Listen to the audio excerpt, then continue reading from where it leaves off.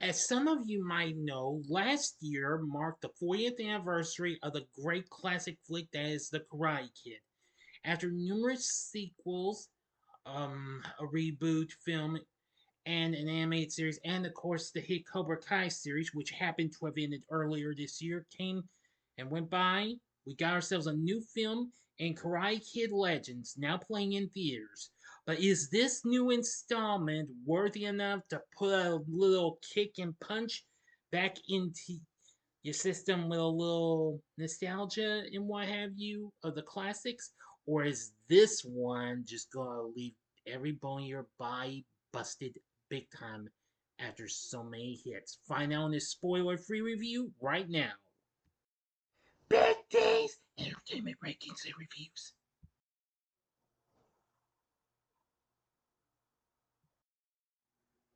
So, greetings, my fellow YouTubers, and welcome to Big D's Entertainment Rankings and Reviews. My name is Noel, better known to as the Big D, and this time around I bring to you a spoiler free review of the 2025 martial arts drama flick Karate Kid Legends, released by Columbia, directed by Jonathan Entwistle, and written by Rob Lieber. This is the sixth overall installment of the franchise, serving as a continuation of the Karate Kid reboot from 2010 and the recent hit series Cobra Kai, starring Jackie Chan along with Ralph Macchio, both reprising roles from the franchise, while introducing Ben Wang as the main lead, along with Joshua Jackson, Sadie Stanley, and Ming-Na Wen. This is the first film in the series not to be produced by the late great Jerry Weintraub, who died a decade ago.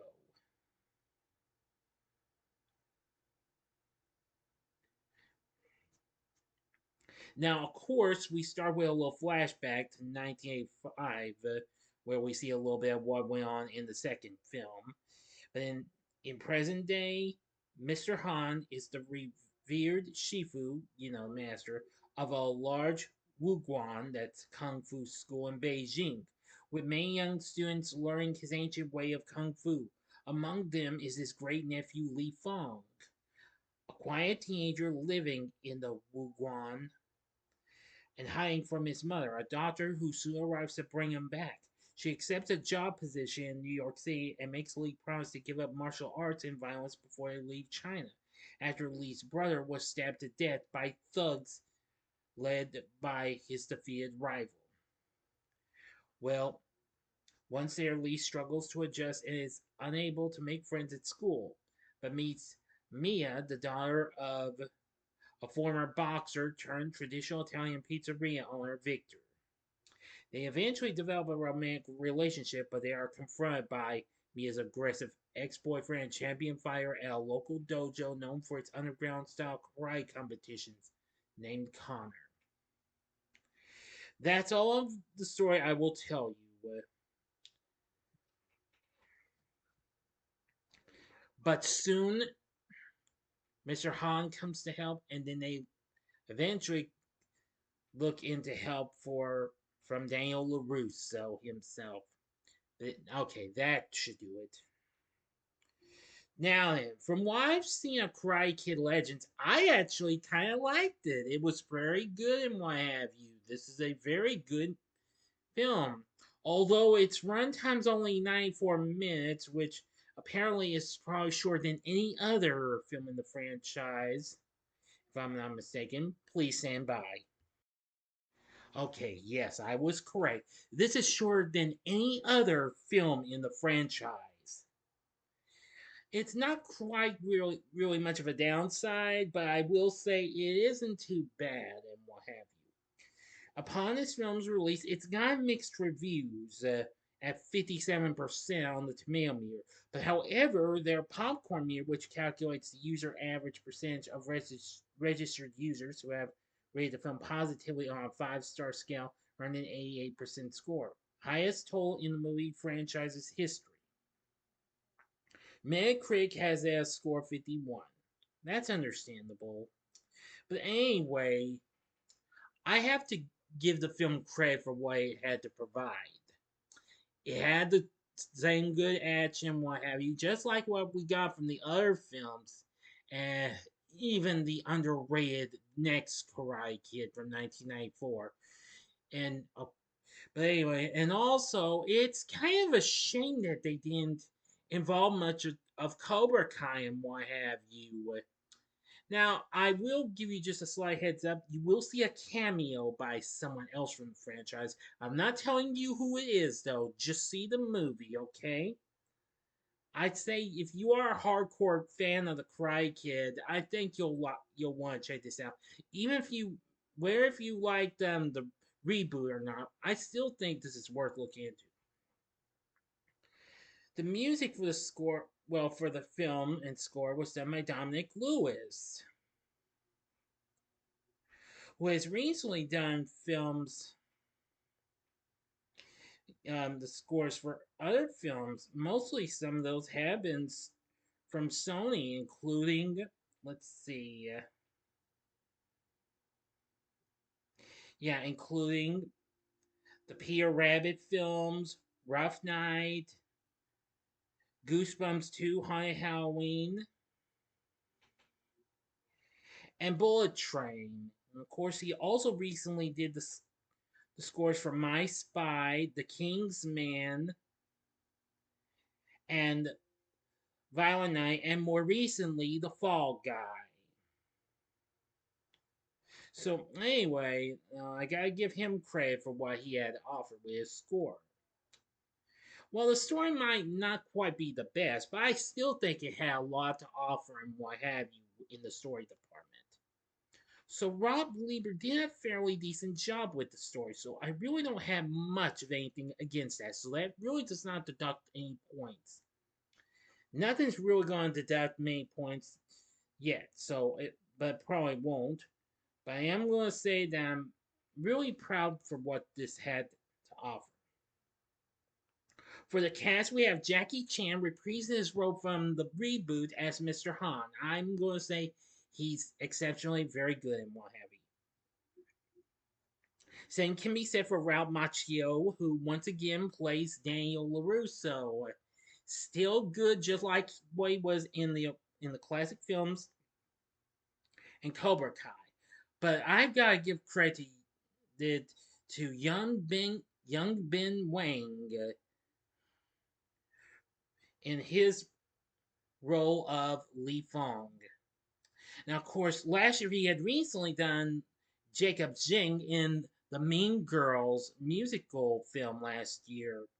Now, of course, he's currently due to star next in the next installment of the Hunger Games series, Sunshine on the Reap, not Sun, wrong title, Sunrise on the Reaping, which will open next year.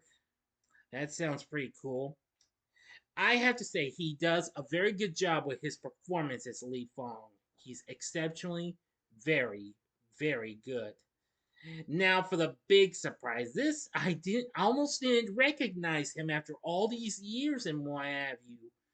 Now playing the role of Victor is Joshua Jackson, who most people would remember him of the Mighty Ducks franchise as Charlie Conway. He's also been in lots of other films and what have you, including Urban Legend, Cruel Intentions, The Skulls, and lots of others. He also would be well known for playing Pacey on TV's Dawson's Creek as well. And he also appeared on TV's Fringe and The Affair. So I was rather surprised to see him back on screen in a big time film. That was really a big surprise. I was very happy to see him because again, I didn't almost even recognize him. Now playing Mia, who I absolutely did enjoy, is Sadie Stanley, who actually played the titular character in the Kim Possible live action film, and she also recently appeared as Brea B on The Goldbergs.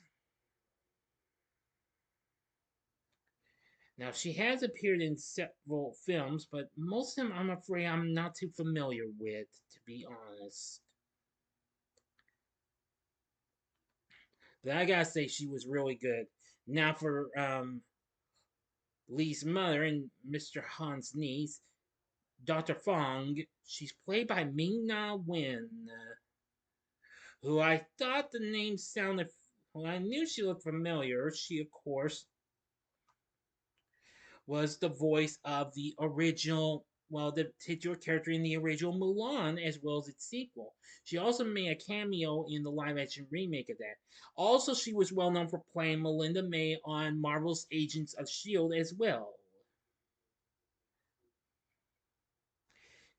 Oh, yeah, she also appeared in the Street Fighter film in 1994. She was Chun Li. Yeah.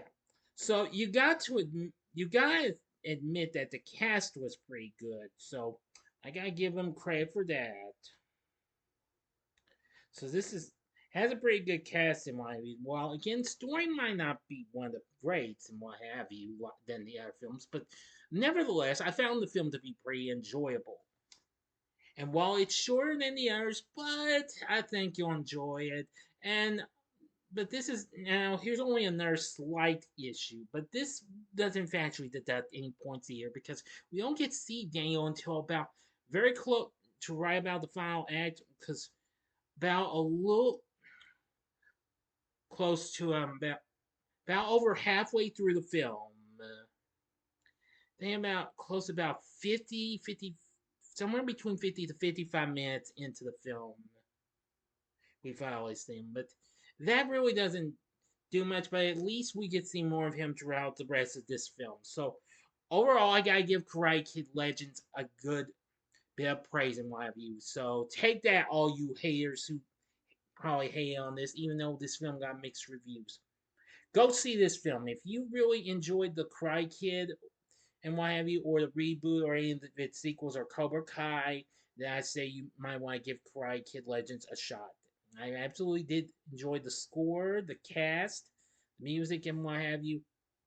Everything is good. So I didn't find much anything wrong. I did like the emotional depth between um some of the characters, including Thing Lee and Mia. So you gotta give it credit for that. For my score, I'm gonna give Karate Kid Legends 5 stars, which of course will mean on a scale of 1 to 10, it gets a 10. So, what did you think of Karate Kid Legends? Let me know in the comment section below. If you like this video, consider clicking the like button, subscribe, and be a part of the Big D Nation. Continue to help support my channel.